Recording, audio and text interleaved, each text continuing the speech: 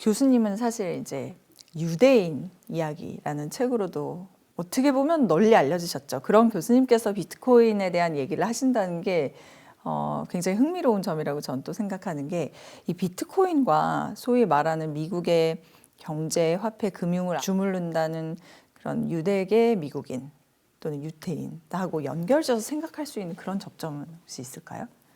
예, 있습니다. 아시다시피 유대 통화금융 세력은 기득 세력이에요. 그런데 기득 세력이 지금 같은 금융 자본주의에서 크게 잘못하는 일들이 있어요. 그게 뭐냐면 달러의 발행을 엄청나게 늘림으로써 인플레이션을 조장을 합니다. 그리고 또 하나는 근로소득으로 돈을 버는 사람은 연평균 GDP 성장률 정도의 봉급 인상을 받고 일을 하기 때문에 크게 자산이 불어나지 않아요.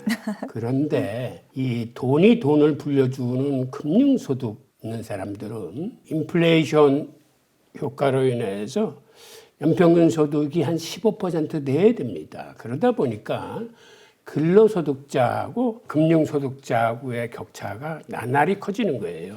그러니까 한쪽은 봉급이 연평균 3%로 올라갈 때 네. 이쪽은 연평균 15%씩 벌면 오덕 소득 불평등이 심화될 뿐만 아니라 결국은 부의 편중, 곧 부익부 빈익빈이 심해집니다. 그러다 보니까 사회적으로 이게 많이 왜곡이 돼서 1970년대만 해도 미국의 중산층은 70%가 넘었어요. 그런데 지금은 중산층이 40%도 안 됩니다. 즉 중산층들이 하류로 몰락했어요. 전락하고 있는 거예요. 네. 그리고 미국에서도 이건 연준이 발표한 통계 자료인데 상위 1%만 소득 점유율이 점점 늘어나고 있고 나머지 99%는 자산이 9%는 현상 유지, 90%는 소득 점유율이 점점 적어지면서 하류로 꺾어집니다. 이게 바로 금융자본주의의 내재적 모순이에요. 중산층이 이렇게 계속해서 줄어들면 어떻게 되겠습니까? 이런 시스템은 지속 가능하지 않습니다. 즉 자본주의에 대한 이 자체가 심각한 도전이에요. 우리가 정말 자본주의를 지키려면 이런 사항을 개선해야 되는데 지금의 통화금융 세력들한테는 이런 자정 능력이 없어요. 사실은 그런 의미에서 출연한 게 비트코인입니다.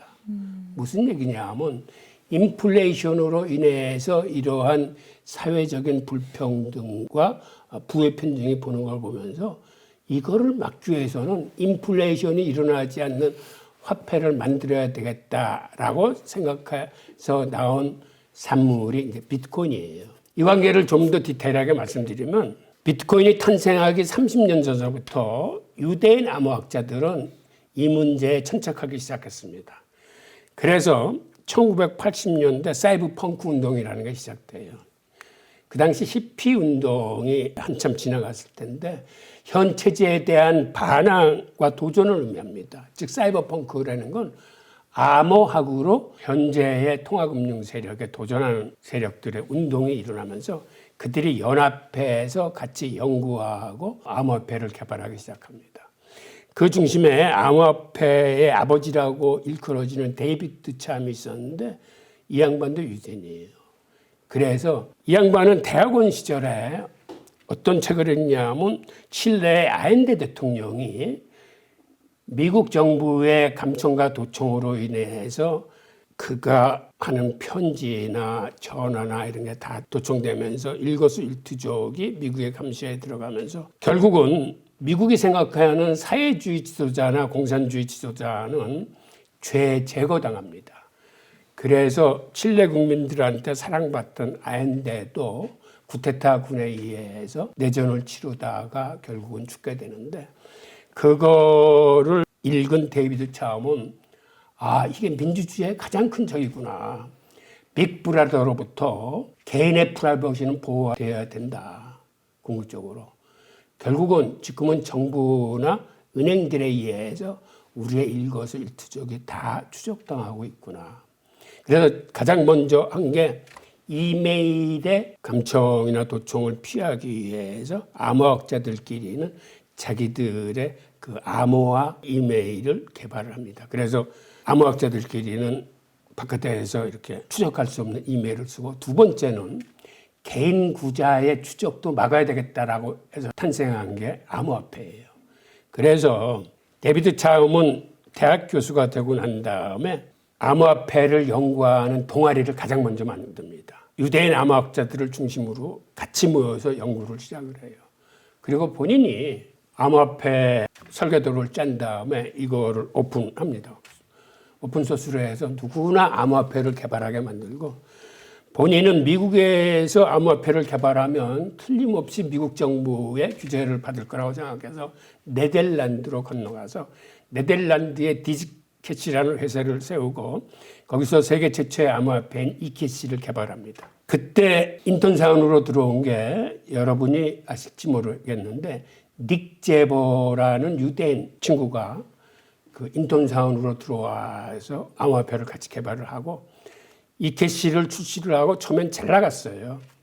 그러다가 나중에 그거를 쓰던 중소은행들이 미국 정부의 눈치를 보면서 거기서 탈퇴를 하면서 결국은 파산하게 됩니다. 그리고 그들이 그거를 철저하게 분석을 해요. 우리가 왜 망했는지 보니까 우리는 그간 해킹에 너무 대응이 부실했다. 그리고 은행을 연계해서 쓰기 때문에 이게 생명의 영속성이 없더라.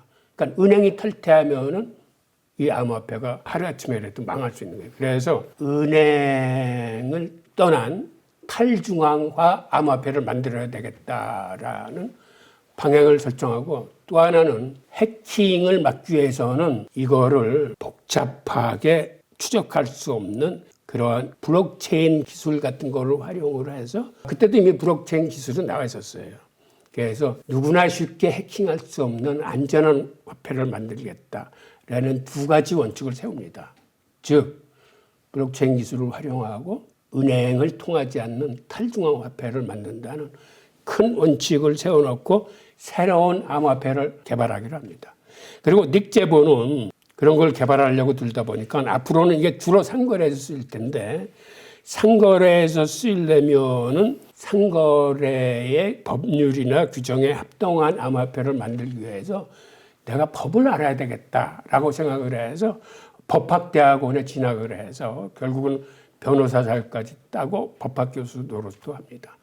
그런데 그 당시 하이데크의 영감을 많이 받아서 닉 제보는 많은 얘기를 하고, 닉 제보가 결국 해낸 게 스마트 콘트랙트의 개념을 그때 개발을 해요. 그리고 그렇게 하기로 했던 그 팀들이 방향성까지 그렇게 정해놓고 개발을 했는데 역사에 다시 등장하지 않고 30년 후에 사토시 나카모토라는 익명의 사람이 비트코인을 개발을 하는데, 비트코인이 사실은 닉 제보가 비트골드라는 암호화폐의 백서를 만들어서 세상에 내놓습니다. 그런데 이 비트골드하고 비트코인은 굉장히 닮았어요. 즉 거기도 어려운 퍼즐을 풀어나가면서 책을 한다거나 하는 지금의 비트코인에 관한 것이, 결국 비트골드는 세상에 등장하진 않았지만 그 내용이 비트코인의 기반이 됩니다. 그리고 비트코인 백서에서 그간 도움을 받았던 여러 사람들을 언급을 하는데 이 비트골드에 대한 얘기는 언급되지 않습니다. 하여튼 이런 과정을 통해서 30년 동안 연구해서 만들어낸 것이 결국 비트코인이라는 실체로 등장하게 됨으로써 저는 개인적으로 이렇게 생각합니다. 이게 개인이 만들었는지 팀이 어울려서 만들었는지는 잘 모르겠는데 팀일 가능성이 좀 더 높다고 보고, 그 다음에 이거는 유대 기득 세력에 대한 유대인 암호학자들의 도전이라고 이렇게 봅니다.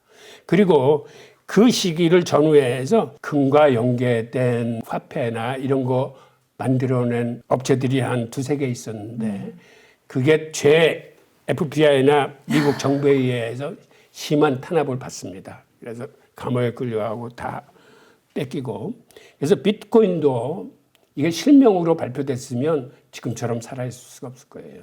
그래서 익명으로 발표가 됐기 때문에 결국은 이거를 다른 방법으로는 블록체인 기술을 죽일 수 있는 방법이 없습니다. 지금 약간 우려되는 건 양자 컴퓨터가 나와서 앞으로 10년, 20년 후에는 지금 이 암호 체계가 그들한테 노출이 되면서 위협을 받을지 모르지만 아직까지는 비트코인을 죽일 수 있는 방법 자체가 없어요. 교수님 말씀하신 대로 진짜 양자 컴퓨터가 등장하면 블록체인은 무력화될 수도 있나요? 맞습니다. 양자 컴퓨터는 이 연산 속도가 워낙 빠르기 때문에 지금의 암호 산업 전체가 다 타격을 받게 될 거예요. 그래서 사실 다른 암호를 해독해내는 건 양자 컴퓨터가 굉장히 빨라요. 그 양자 컴퓨터의 원리라는 건 여태까지는 비트 0과 2를 교대로 쓰면서 온라인 정보 산업을 발전시켰는데 그 유비트라고 하는 양자 컴퓨터에서 쓰는 건 0과 1이 동시에 존재를 하면서 계산을 해내기 때문에 0과 1이 교대로 쓰이는 비트에 비해서 이 유비트는 계산 속도가 굉장히 빠르다고 그래요. 그런데 일부 과학자들의 얘기에 의하면 지금 비트코인을 해킹하려면 하루에 유비트를 뭐 150만 개인가 수준으로 계산을 해야 되는데 지금 할 수 있는 수준은 한 105개 수준이랍니다. 그래서 비트코인의 이 블록체인 기술을 해킹하기 위해서는 앞으로 시간이 빨라야 10년, 늦으면 한 20년 후에나 가능하다라는 이런 전망들이 있어요. 게다가 그렇게 되면 창과 방패의 싸움이 될 거예요. 즉 양자 컴퓨터가 비트코인을 해킹하려고 들면은 또 그거를 피해 나가는 방법을 비트코인 재단 측에서는 또 찾아내서 서로 창과 방패처럼 이러한 싸움이 시작되지 않을까라는 게 제 개인 견해입니다. 비트코인 재단이 있어요? 그러니까 사토시 나카모토는 커튼 뒤로 사라졌지만 그걸 옹호하는 사람들이 지금 재단을 만들어서 여러 가지 문제들이나 개선점들을 하고 있어요. 그러면 되게 재밌는 게 교수님께서 지금 말씀하신 대로 미국 정부는 그런 암호화폐를 만들려는 기존의 그 초창기 시도들을 무력화하기 위해서 엄청 노력했는데 이제 그게 안 되고 살아남았더니 이제는 오히려 미국이 비트코인을 전략 자산으로 비축하겠다고 나온 거잖아요. 그 완전 반대 노선을 이제 타기 시작한 건데 이거 실현될까요, 교수님? 어떻게 보세요? 실현 가능성이 있어요. 왜 그러냐면 이걸 전략 자산으로 비축하는데 특별한 큰 돈이 들지 않아요. 그러니까는 내시빌에서 열렸던 비트코인 컨퍼런스에서 트럼프가 올라와서 스피치를 하지 않았습니까? 그 자리에서 바로 이 전략자산 비축을 제의한 건데 그 뒤를 이어서 등단한 루미스 상원의원이 왜 우리가 비트코인을 전략자산으로 해야 되는지를 스피치를 했어요. 네. 그때 요지는 이걸 하기 위해서 국민 세금을 더 거둘 필요도 없다. 우선은 우리가 21만 개라는 몰수 비트코인이 있으니까 이걸 가지고 시작하면 되고 그 다음에 연준 산하에 12개 지역 연준이 있습니다. 지역 연방준비은행이 있는데 그들이 갖고 있는 지급준비금이 있는데 그거를 초과해서 더 갖고 있는 거를 초과 지급준비율이라고 하는데 그 초과 지급준비율의 일부를 비트코인으로 전환하는 방식으로 비축을 함으로써 5년 동안 100만 개를 모으겠다는 건 현실적으로 가능하고 또 이거를 20년 동안 팔지 않으면은 20년 후에는 이거를 가지고 미국 부채의 절반을 갚을 수 있다라고 그랬어요. 그러면서 이게 바로 해답이다라고 이제 스피치를 했습니다. 그거가 실제로 해답이라고 교수님 앞서 말씀하신 거랑 비슷하네요. 삼성전자가 자사주 소각 대신에 그걸로 비트코인 샀었으면은 오히려 더 많은 맞습니다. 경제적 이득을 받 비슷한 맥락으로 느껴지는데요. 그럼 교수님도 이 말씀에는 동의하시는?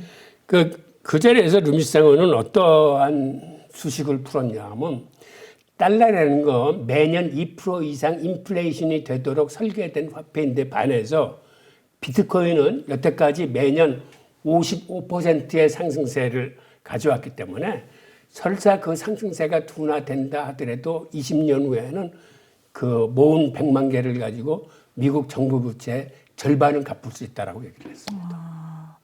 그러면 미국이 진짜 아까 말씀하신 대로 브릭스 그 회의에서 이 사람들이 자기들만의 어떤 무역 화폐를 만들기로 했고 그거에 대해서 트럼프가 굉장한 반감을 드러냈다 말씀을 하셨는데 그러면 그런 이유로도 이거는 또 미국이 비트코인을 더 비축하는 그런 상황이 될까요? 맞습니다. 그러니까 여태까지는 정부 부채 갚는 데만 포커스가 맞춰졌는데 이제는 정부 부채뿐만 아니라 브릭스가 비트코인을 무역 통화로 쓰기로 시작했다고 했기 때문에 이제 브릭스와 미국 간에 비트코인 매직 경쟁이 벌어지고 그렇게 되면 다른 나라들도 여기 가세를 해야 돼요.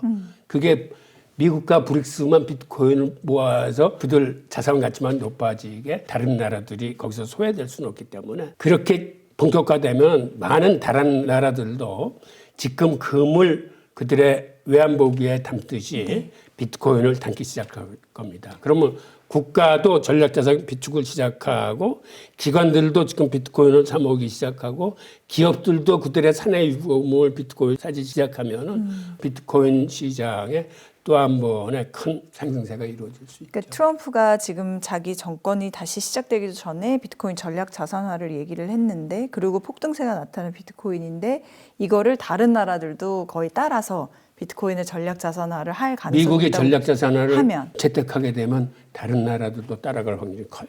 그다음에 또 한 가지, 미국이 비트코인을 전략 자산화한 다음에 부채를 감소시키려고 하는 전략이 있다고 했는데, 이거는 비트코인이 오르면 맞습니다. 그러면 자동으로 부채가 감소된다는 그 논리인가요? 그렇죠. 이제 이게 오르게 되면 여태까지는 연평균 55%의 속도로 올랐는데 그렇게까지 오르지 않아도 한 20년 후에는, 예를 들어서 마이크 스트래티지의 대표는 20년 후에 비트코인 가격이 30% 정도 오르는 걸로 가정을 했을 적에 개당 1,300만 불이 된다고 그랬어요. 그러니까 그 정도로 올라줘도 지금의 미국 부채의 절반은 갚을 수 있다는 겁니다. 그런데 또 그거를 그때 갚지 않고 더 보유 기간을 연장하면 나중에는 미국 전체의 100%를 갚을 수 있는 가능성도 있는 거죠. 이게 지금은 허황된 얘기를 보지만 네. 과거의 사례를 보면 예전에 피자 2판을 사는데 비트코인 10,000개를 줬어요. 지금은 1개 1억 5천인데 그때는 10,000개를 주고 한 판을 사 먹은 사례도 있거든요. 그러니까 사 먹었다라기보다 정말로 쓰이진 않았을 테니까 거의 화폐 가치가 그랬다는 말씀이신 거죠? 아니면 비트코인을 실제로 진짜 거래가 그렇게 됐어요. 피자를 파는데 비트코인을 10,000개 보내서 하나를 배달시켜서 먹었어요. 언제예요, 그게? 그게 아주 초창기 때 얘기죠.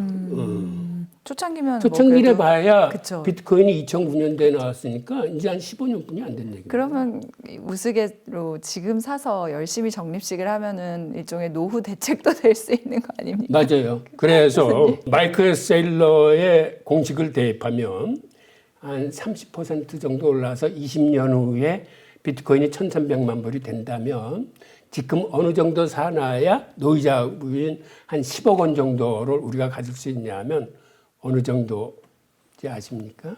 그러게요. 이 계산 복잡해요. 그게 얼마 사야 됩니까? 지금? 제가 11월 29일 날 이런 방송을 했을 때 그때 기준으로 해보니까 770만 원이에요. 근데 지금은 또 비트코인이 많이 올랐기 때문에 지금 사신다면 한 1,000만 원어치 사놓으시면 20년 후에 그게 10억이 됩니다. 진짜로요? 교수님? 이렇게 말씀해 주시다니 지금까지. 그럼 지금 1,000만 원 딱 사고 20년 뒤에 열면은 그게 10억이 돼서. 그러면, 근데 이제 그때 또 물가 인플레가 있을 수도 있으니까 그건 감안해야겠지만. 예.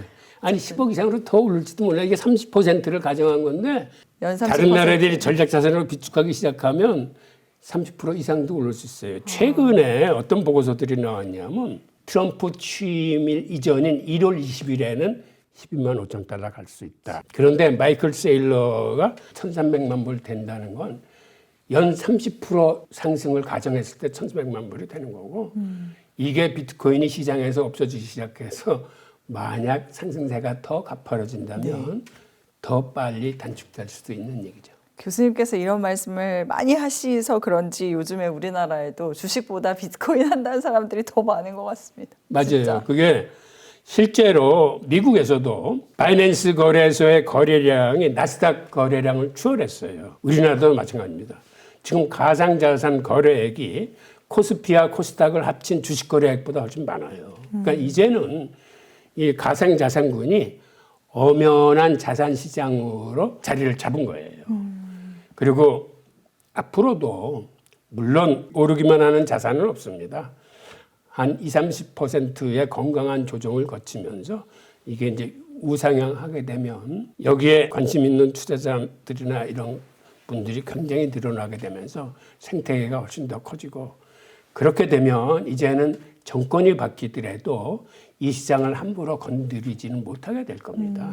그러니까 미국처럼 세계 모든 나라가 바꿔나갈 이런 형국에 우리나라 금융당국도 사실은 지금 갖고 있는 많은 법규들을 좀 해제를 해줘야 돼요. 우리나라는 아시다시피 법인이 비트코인 투자하지 못하고 일반인들도 비트코인 현물 ETF에 투자하기 지금 막혀 있습니다.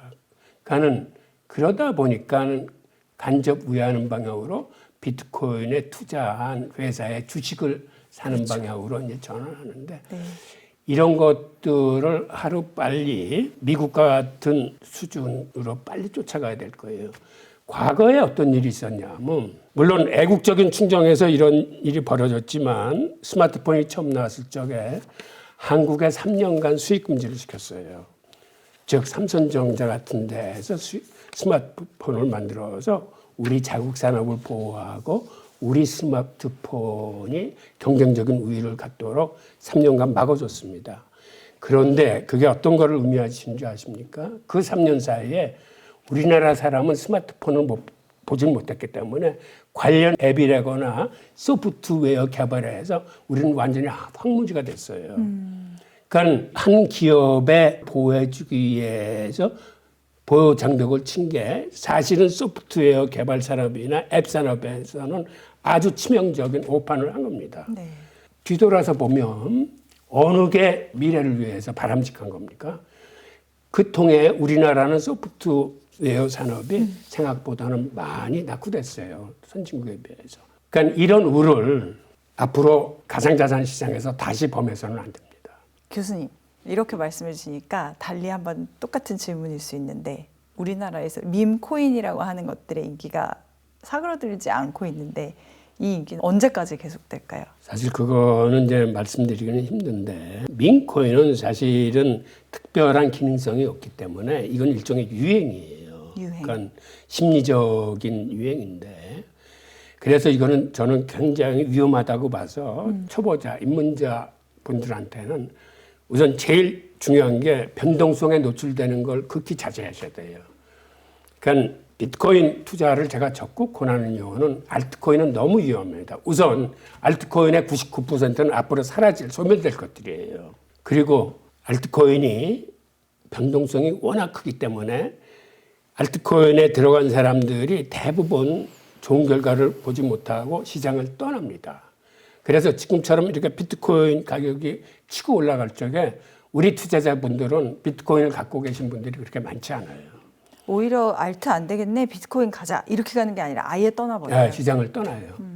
들어가서 갖고 있던 자금이 소진되면은 그걸 그래서 저는 가장 중요하다고 생각하는 게 특히 초보자일수록 왜 우리가 비트코인 쪽에 가중치를 더 둬야 되는지 그리고 왜 적립식으로 장기 투자를 하면서 그 분산 투자를 해야 되는지 마치 적금 들듯이 조금씩이라도 돈이 생기면 사 모아서 하는 게 왜 마음이 편한지 그래야 포모와 포드에 휘둘리지 않고 차근차근 우리의 재산을 이제 늘려갈 수 있습니다. 네, 교수님께서 아까 건강한 조정은 있겠지만이라는 말씀을 하셨는데 실제로 이제 비트코인을 투자를 하려고 들어가면은 일반적인 투자자들 입장, 특히 요즘 들어오는 사람들은 주식의 경험을 바탕으로 이 변동성은 두렵잖아요.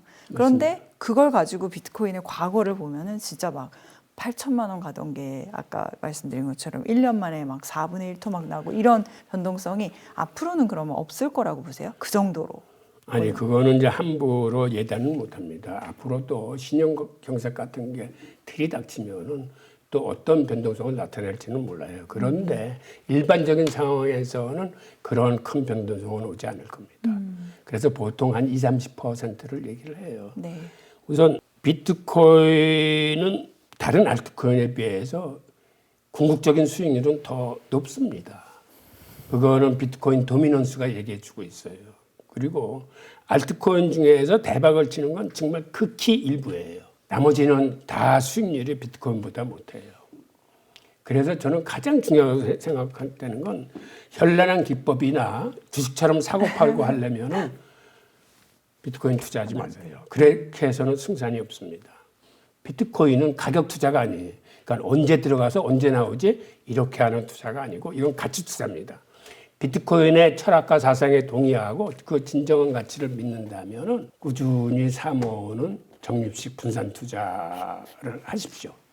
그리고 절대 팔지 마세요. 그건 제 얘기가 아니라 트럼프 얘기입니다. 트럼프가 내슈빌 컨퍼런스에서 Never sell your Bitcoin 이라고 얘기를 했는데 그 양반 얘기가 맞아요. 우리가 얼마나 투자를 잘하는가 보다는 얼마나 건실한 정석 투자를 하느냐가 훨씬 더 중요합니다. 현란한 기법을 알고 다양한 기법을 통해서 수익을 내는 것보다는 공같이 묵묵하게 이렇게 하나를 정해놓고 투자를 하는 게 궁극적으로 나중에 훨씬 좋은 수익률을 갖다 드릴 겁니다. 홍익희 교수님께서는 이제 개인 유튜브 홍익희의 경제 산책이라는 그런 프로그램도 운영하고 계시고 코트라에도 뭐 30여 년 몸을 담으셨지만 그 이후에 또 세종대학교에서 학생들을 가르치시기도 했습니다. 그리고 지금도 어떻게 보면 이렇게 유튜브를 통해서 계속 강연을 해주고 계신 거라는 생각이 제가 오늘 들었고요. 교수님께서는 단순히 투자뿐이 아니라 비트코인의 철학과 사상을 이해한다면 이거를 왜 팔지 말아야 될지를 알 수가 있다 이런 말씀을 해주셨는데 그런 비트코인의 철학과 사상을 조금 더 잘 이해하려면 초보자가 모든 돈의 미래 비트코인을 보면 됩니까? 예, 저는 감히 그렇다고 말씀드리고 싶고요.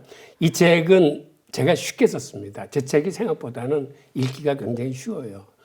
이게 처음에는 두툼해서 이게 한 500페이지 가까이 되니까 손이 안 갈지 몰라도 제가 왜 지금의 문제가 기축통화의 붕괴의 패턴서부터 과거서부터 현재 이루어지는 그 통화혁명의 과정을 쭉 쓰면서 거기서 제기했던 문제를 이렇게 논리적으로 쫓아가다 보면 자연스럽게 확신을 얻게 되고 비트코인은 확신이 있어야 장기 투자가 가능한 거예요. 그래서 비트코인에 투자하실 수 있는 그러한 지식을 같이 나누는 그러한 책입니다. 교수님 명함은 이렇게 보면은 이 뒤에 사진에 이제까지 쓰셨던 저서들이 쫙 있어요. 물론 유대인 경제사가 10권 되기 때문에 많이 차지하고 있지만 모든 돈의 미래 비트코인 읽고 그리고 그러면 그 다음에는 교수님께서 말씀해 주신 화폐혁명을 읽을까요? 아니 두 번째 그거는 책. 이미 오래된 책이 되나서 그래요? 지금 이 책 한 권만 읽으시면 돼요. 이 책 한 권만요. 네, 숙제를 덜어주셔서 감사합니다. 교수님 오늘 정말 강의 같은 촬영 말씀 잘 들었고 저희가 또 앞으로 비트코인이 올라가면 그 장세 속에서 뵐 수 있으면 좋겠습니다. 오늘 감사합니다. 예, 감사합니다.